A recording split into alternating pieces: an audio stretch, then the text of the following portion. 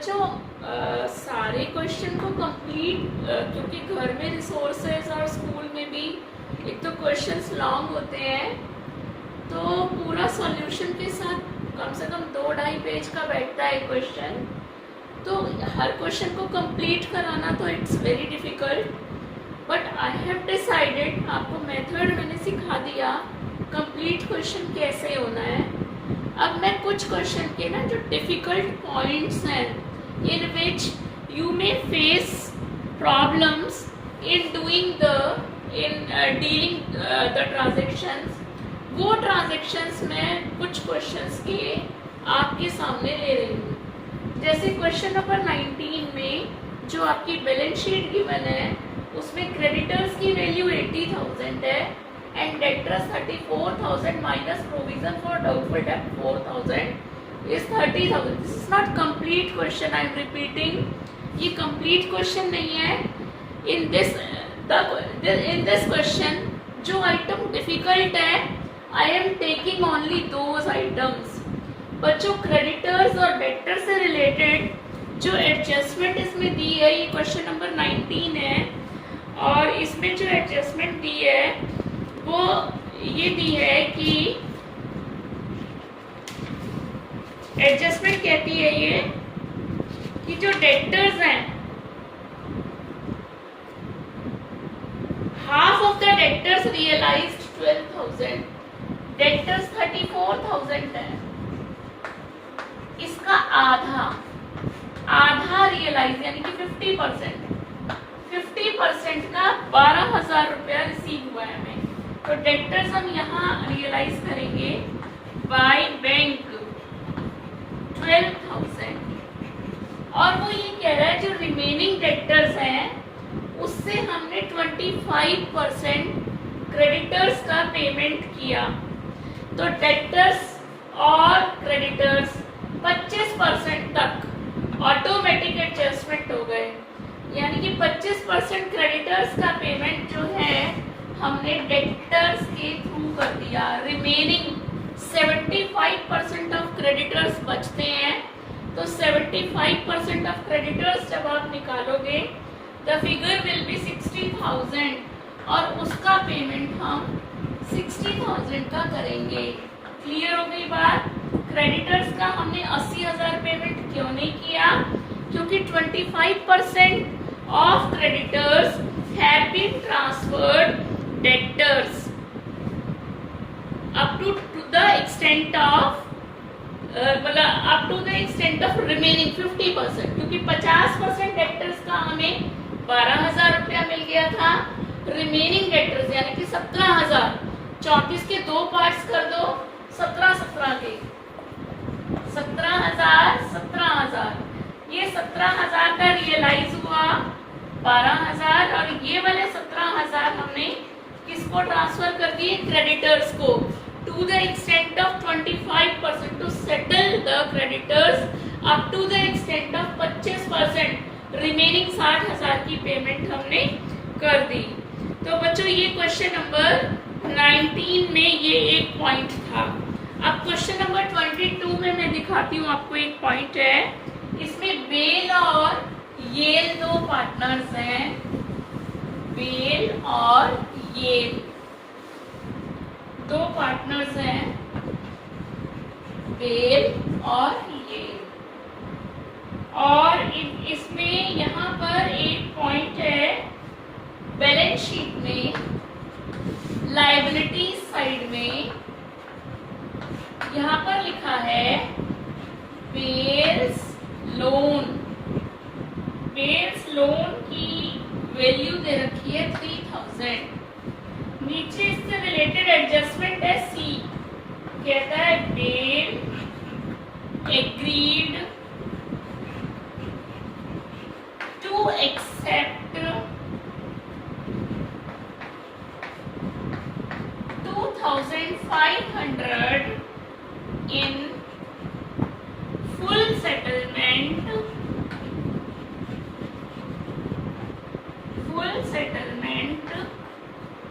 of his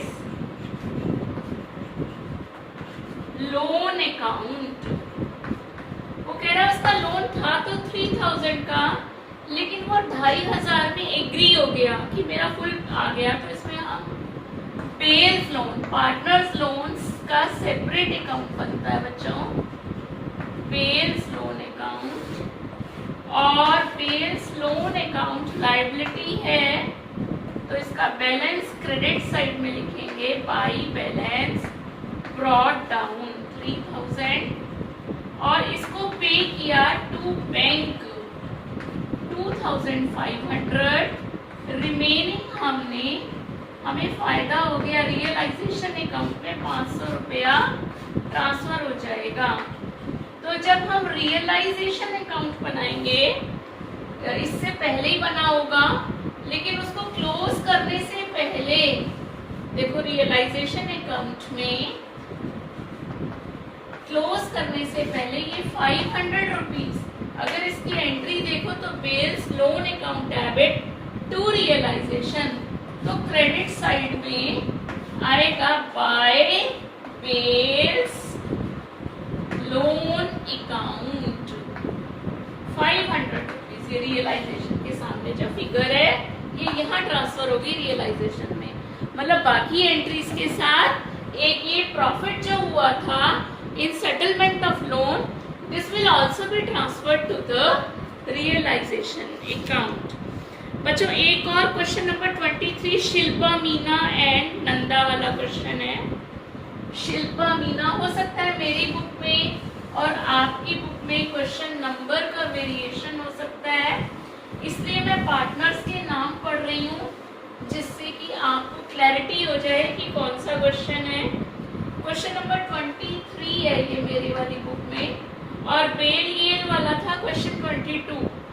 यहाँ पे है शिल्पा मीना और नंदा, ये 3 पार्टनर्स हैं। इनकी profit and loss sharing ratio है 3:2:1। बैलेंस शीट में असेट साइड में जो डेटर्स की वैल्यू गिवन है वो है 18,000, और नीचे ये कहता है, नीचे एडजस्टमेंट जो कह रहा है रिलेटिंग टू द डेटर्स, ये कह रहा है डेटर्स अमाउंटिंग टू ₹10,000, ये 18,000 के टोटल डेटर्स हैं, टोटल डेटर्स हैं 18,000 के। ये कह रहा है इसमें से 10,000 के डेटर्स से हमको सिर्फ 8,000 रियलाइज हुआ। कितना रियलाइज हुआ? 8,000, और remaining debtors realised 50% of their book value. तो रिमेनिंग कितने हो गए? रिमेनिंग हो गए 8,000, इसमें से कितना रियलाइज हुआ? 4,000 rupees. Listen once more, debtors की वैल्यू थी 18,000, 18 के 2 पार्ट कर लिए, एक 10 का एक 8 के डेटर्स हो गए, 10 में से 8 रियलाइज हुए, और रिमेनिंग जो बचे 18 में से 10 ये डेटर्स, रिमेनिंग 8,000 का 4,000 रियलाइज हुआ।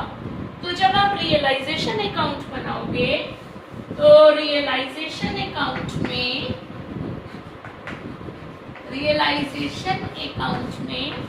जैसे डेटर्स आपने यहाँ ट्रांसफर किए, 2 डेटर्स 18,000, ये कितना रियलाइज हुआ बाय बैंक? 12,000 रियलाइज हुआ ये, ठीक है। टोटल वैल्यू इनकी जो रियलाइज हुई है 12,000। ये क्वेश्चन 23 में एक पॉइंट आपका थोड़ा सा आपको प्रॉब्लम, आपके लिए प्रॉब्लम हो सकता था, इसलिए मैंने इस पॉइंट को डिस्कस कर दिया, ठीक है। अच्छा,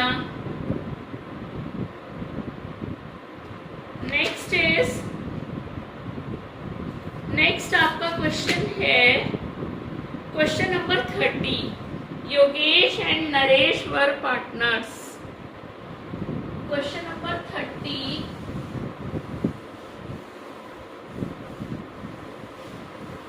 क्वेश्चन नंबर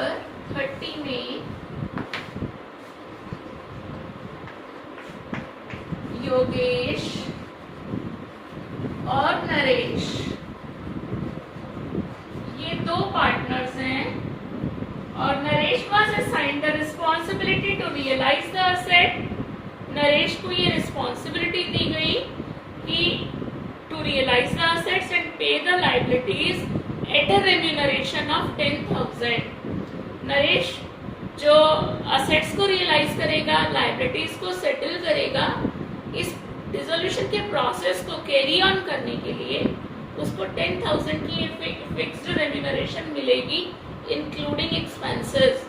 तो जो आप रियलाइजेशन अकाउंट बनाओगे, रियलाइजेशन अकाउंट में आप डेबिट साइड में नीचे जब असेट्स ट्रांसफर कर लोगे, लाइबिलिटीज ट्रांसफर कर लोगे, लाइबिलिटीज का पेमेंट कर दोगे, असेट्स का रियलाइज कर लोगे, तो यहाँ पर आप नरेश कैपिटल अकाउंट के नाम से ये इंक्लूडिंग जो 10,000 रुपए एक्सपेंसेस हैं ये इस तरह से शो करोगे। फिर एक्चुअल एक्सपेंसेस चाहे कितने भी हो वो आपको यहाँ पर एंटर नहीं करने। बच्चों यहाँ पर बैलेंस शीट में इस क्वेश्चन में लाइबिलिटीज साइड में एक तो क्रेडिटर्स की वैल्यू गिवन है 40,000 और बिल्स पेबल की वैल्यू है 40,000। नीचे इससे रिलेटेड एडजस्टमेंट है creditors and bills payable. Creditors and bills payable were payable after 2 months। इनका जो पेमेंट था वो डिसोल्यूशन जिस डेट में हो रहा है, इनका पेमेंट ड्यू जो था वो 2 महीने बाद था, ठीक है, बट वर पेड इमीडिएटली। लेकिन क्या हुआ, जिस दिन डिसॉल्व हो रही है फर्म उसी दिन इन दोनों का पेमेंट हो रहा है, यानी कि 2 महीने पहले। जब 2 महीने पहले हो रहा है इसलिए 15% पर एनम का डिस्काउंट मिल रहा है। तो बच्चों रियलाइजेशन अकाउंट में आप लाइबिलिटीज साइड में ये ट्रांसफर करोगे, रियलाइजेशन अकाउंट आप लाइबिलिटीज को यहाँ ट्रांसफर करते हो बाय सन्ड्री लाइबिलिटीज। यहाँ पर क्रेडिटर्स 40,000, बिल्स पेबल 40,000। जो यहाँ पेमेंट करोगे टू बैंक वो कैसे करोगे, 80,000 का आपको डिस्काउंट रिसीव होगा। 2 महीने पहले पेमेंट कर रहे हो तो डिस्काउंट निकाल लो। डिस्काउंट इज इक्वल टू 80,000 2 महीने का, और रेट ऑफ डिस्काउंट कितना है 15%, 15/100।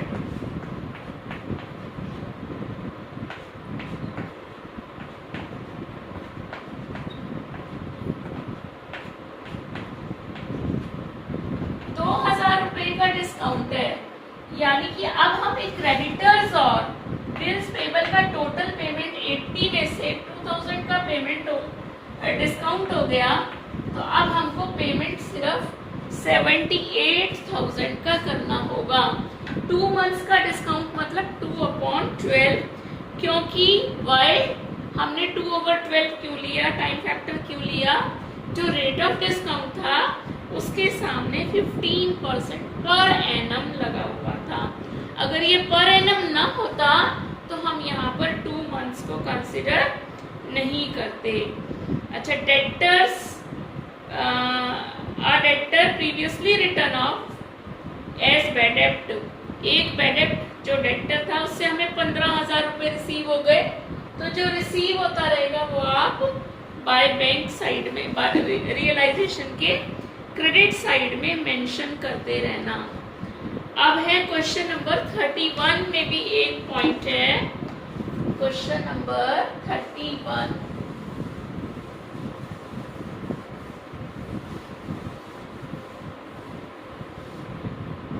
क्वेश्चन नंबर 31 में एक पॉइंट है। यहाँ ABC 2 पार्टनर्स थे, 3 पार्टनर्स थे, इनकी रेशो है 3:2:1 और they decided to dissolve the partnership and the position of the firm on this date represented by the following balance sheet। यहाँ बैलेंस शीट है, ये कह रहा है during the course of realisation, a liability under a suit for damages, एक liability थी नीचे, adjustment का फर्स्ट पॉइंट है ये। During the course of realization, a liability under a suit for damages is settled at ₹20,000. Damages हुए थे, उसकी liability थी 20,000 हमें देनी थी, against which ₹5,000 were provided in the books. तो 5,000 की व्यवस्था थी। अब हमें रिमेनिंग रियलाइजेशन अकाउंट से टोटल लाइबिलिटी 20,000 की थी, अनरिकॉर्डेड लाइबिलिटी है। ये कह रहा है कि 20,000 की लाइबिलिटी में से 5,000 का प्रोविजन है, तो रिमेनिंग अब हमें, ये फर्स्ट पॉइंट है, फर्स्ट एडजस्टमेंट है, 15,000 की पेमेंट दिखानी पड़ेगी। ठीक है, ये कुछ पॉइंट्स थे बच्चों जो मुझे लग रहा था कि आपके साथ डिस्कस हो जाने चाहिए। और कहीं कहीं किसी किसी क्वेश्चन में असेट्स की रियलाइज्ड वैल्यू का कुछ परसेंट जो फर्म का process, dissolution process carry on करता है, उसकी कुछ परसेंटेज उसको रेम्यूनरेशन या कमीशन के रूप में मिलती है। तो that is the dissolution expense. आपने असेट्स की वैल्यू जितनी रियलाइज की है उसकी परसेंटेज से कैलकुलेट करके और टू उस पार्टनर का नाम डाल करके रियलाइजेशन अकाउंट में आ जाता है।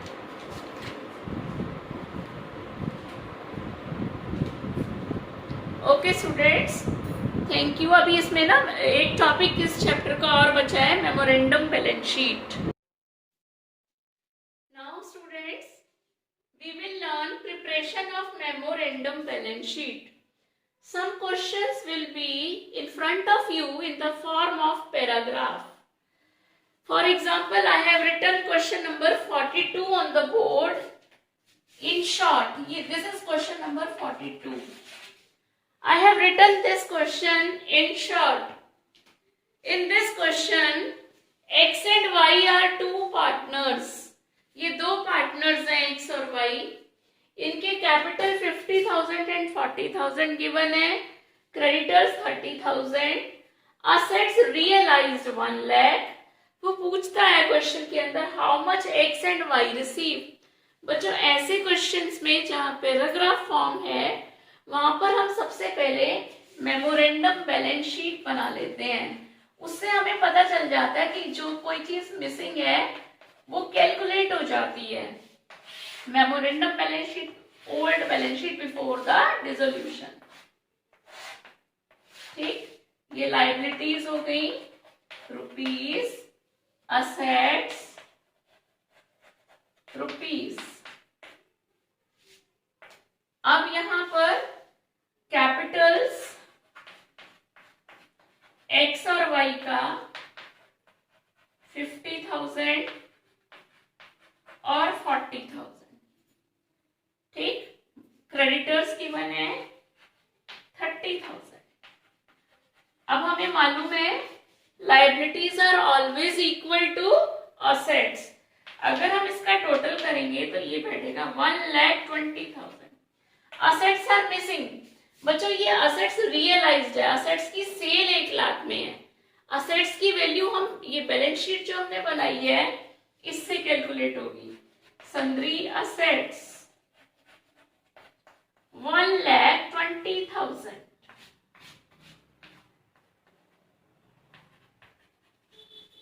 ओके स्टूडेंट्स, ये आपकी memorandum balance sheet is ready in front of you.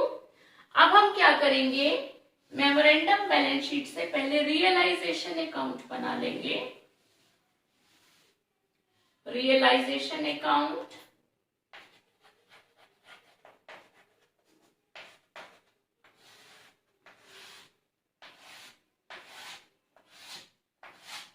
To sundry assets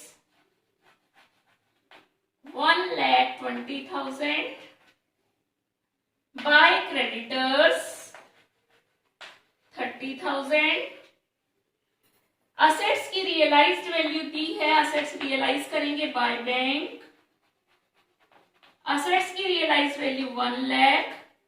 nothing has been specified that how much amount is to be paid to the creditors, so we will make full payment to creditors to bank 30,000।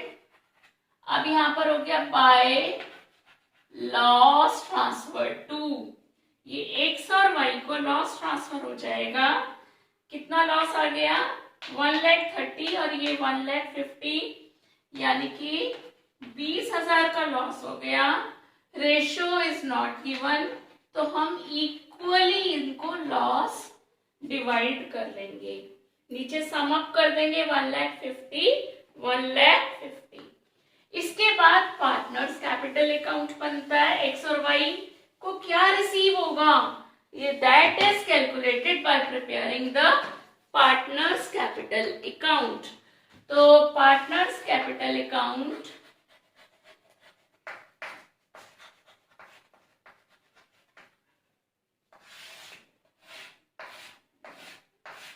X y, credit side में, debit में भी x Y. अब इनके capital से by balance brought down. कितने कितने Capitals थे इनके? इनके कैपिटल्स थे 50,000 40,000, और यहां पर एक्स वाई का लॉस है, तो टू रियलाइजेशन अकाउंट 10,000 10,000। अब उसने कहा है कि इनको फाइनली कितना रिसीव करेंगे?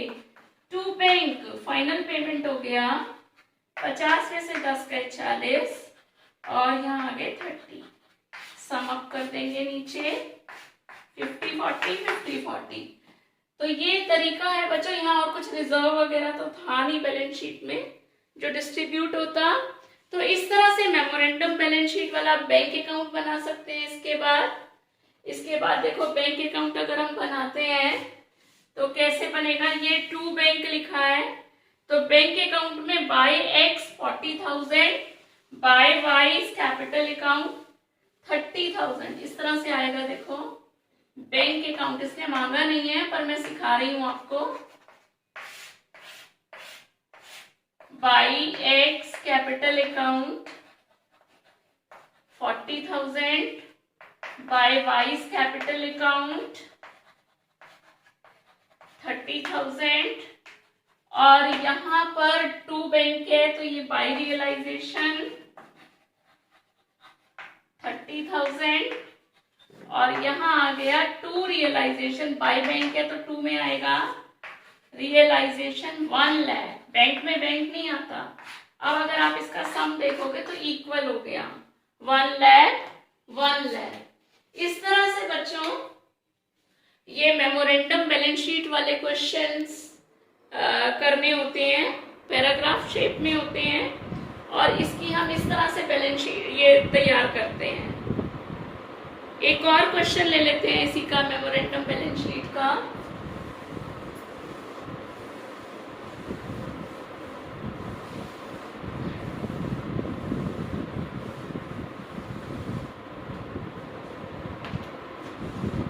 ABC क्वेश्चन नंबर 42 था पहले वाला, this is question number 43। ABC तीन पार्टनर्स हैं, इनकी profit and loss sharing ratio 5:3:2 है।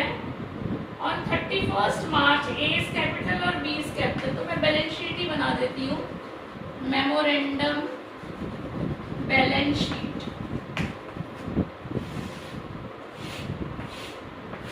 Memorandum balance sheet, this is liability side, assets rupees। ये कहता है A's और B's कैपिटल, कैपिटल्स गिवन है यहाँ पर A का और B का 30,000 and 20,000 respectively, but C owed 5,000 to the firm।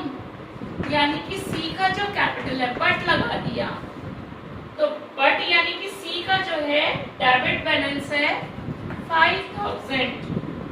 The liabilities were ₹20,000, other liabilities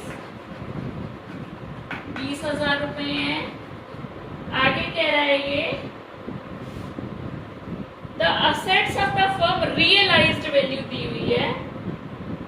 तो अब असेट्स एक्चुअल वैल्यू कितनी थी नहीं मालूम, तो यहाँ पर हो गया 70,000, तो सन्ड्री असेट्स की वैल्यू आ गई 65,000। इस तरह से ये मेमोरेंडम बैलेंस शीट बन गई बच्चों। अब रियलाइजेशन अकाउंट कैसे बनेगा?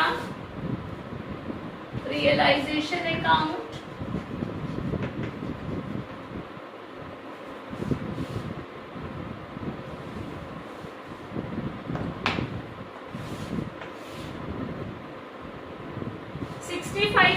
हम सन्ड्री असेट्स के ट्रांसफर करेंगे टू सन्ड्री असेट्स 65,000 और लायबिलिटीज का कितना ट्रांसफर कर देंगे यहाँ पर, इसको थोड़ा स्पेस बढ़ा देते हैं यहाँ और ये इरेज कर देंगे मेमोरेंडम। तो सन्ड्री असेट्स की वैल्यू 65,000 है और लायबिलिटीज की वैल्यू है 20,000 रुपीज। ठीक है, अब यहाँ पर ये मैं आपके सामने यहाँ ये मिटा दिया। अब ये कहता है